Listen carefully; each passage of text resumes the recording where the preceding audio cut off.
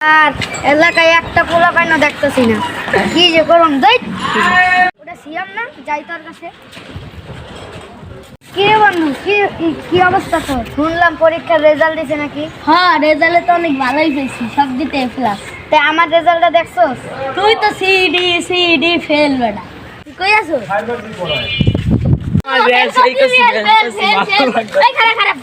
Hello, আইতাছি দাঁড়া।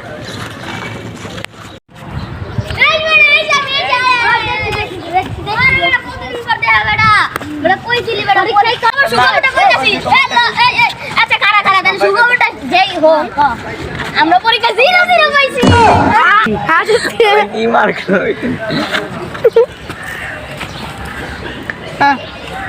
আর পোলা পাইন আরো তো সবসময় ওই চিপাই থাকি।